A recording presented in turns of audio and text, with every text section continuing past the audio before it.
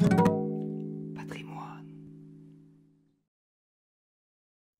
Salut sur vous. En quête de patrimoine, découvrons notre histoire. La vie des saints. 3 septembre, nous fêtons Saint Mansuy. Mansuy, ou Mansuet, d'origine écossaise, se trouvait à Rome, où il étudia les dogmes de la religion chrétienne. On croit que c'était du temps des apôtres ou de leurs premiers disciples. Le vicaire de Jésus-Christ l'ordonna prêtre, puis évêque, et l'envoya dans les Gaules pour évangéliser le pays leusois. Mansuy vint donc prêcher le christianisme dans la ville de Toul. Il fut d'abord très mal accueilli, de sorte qu'il résolut de se retirer dans une solitude voisine et d'y attendre l'heure de la providence.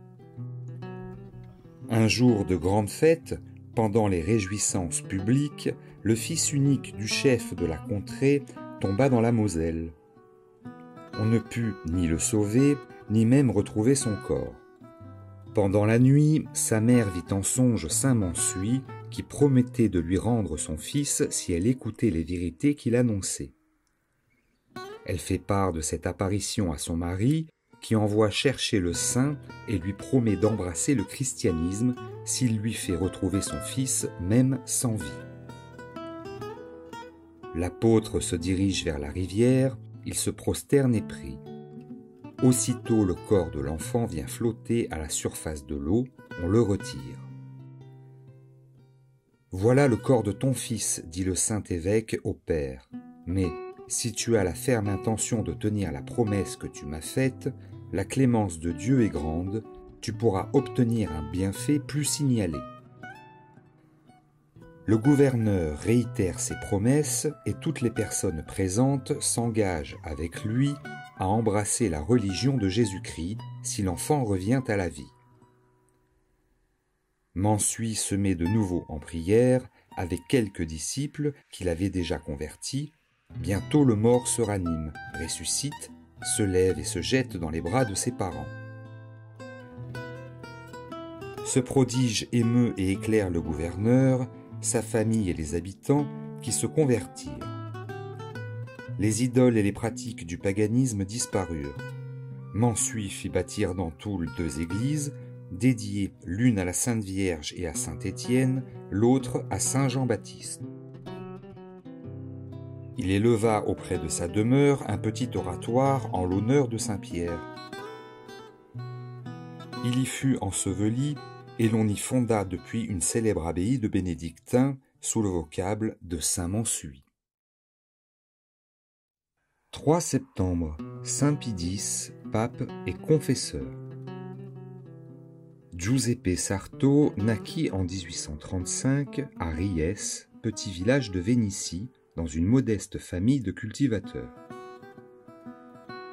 Après ses études au séminaire de Padoue, il fut ordonné prêtre en 1858 et devint successivement vicaire, curé, évêque de Mantoue, cardinal et patriarche de Venise en 1893. Au conclave de 1903, il succéda à Léon XIII sur le siège apostolique. Son pontificat fut caractérisé notamment par des réformes liturgiques concernant le bréviaire, l'Eucharistie, le chant grégorien et la communion fréquente. Il publia un catéchisme qu'il expliquait lui-même chaque dimanche et entreprit la réforme du code de droit canonique. L'administration de l'Église, et particulièrement la curie romaine, fut aussi réformée.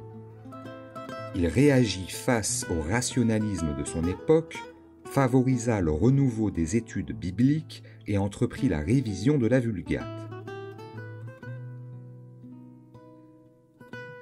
Le Seigneur avait comblé saint Pie X de sagesse divine et de courage face aux adversités du temps.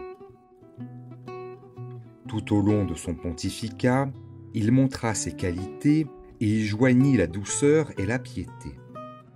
Il réagit au reste de jansénisme et par le décret Quam Singulari, 1910, admit à la communion les petits-enfants dès l'âge de raison. Il condamna la politique anticléricale menée en France et protesta contre la loi de séparation de l'Église et de l'État. Il eut enfin le grand mérite et le courage de condamner le modernisme, véritable poison pour la foi et la société, d'abord par le décret Lamentabili, puis par l'encyclique Pascendi, 1907. Il fut pour l'Église un pasteur d'un dévouement infatigable et d'une énergie lucide. Il mourut en 1914 et son épitaphe est ainsi conçue. Pauvre et riche, doux et humble de cœur, ardent défenseur de la vérité catholique, il a consacré ses efforts à tout restaurer dans le Christ.